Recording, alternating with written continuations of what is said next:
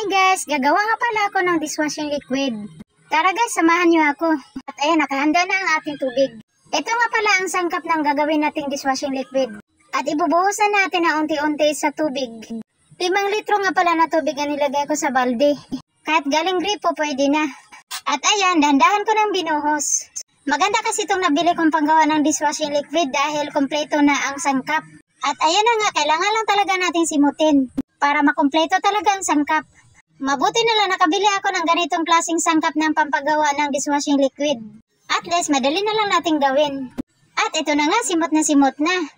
Umpisa na nating halo-haluin. Dahil konti lang naman ang gagawin natin, kaya sandok lang ang ginamit ko. Pero kung marami ang gagawin nyo, kailangan nyo ng panghalo, kahit PVC pwede. At ayan na nga, hinalo-halo ko na ng isang rota lang. Huwag yung paiba-ibang rota guys ha. Kailangan isang rota lang ang pag-ikot para hindi siya bubula ng husto. At dahil unti-unti na siyang lumapot, kailangan ko nang gamitan ng 2 kamay.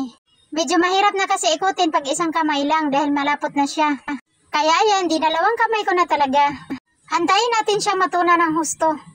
At pag natunaw na ng husto, gayan yan. Ayan, di ba wala na siyang bubuo?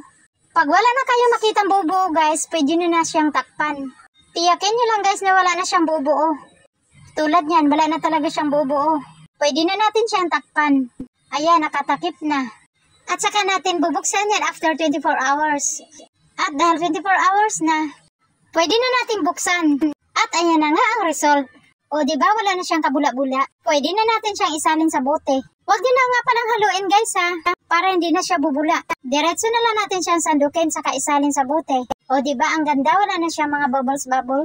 Ayan, kahit sa bote wala na tayong makikitang bubbles.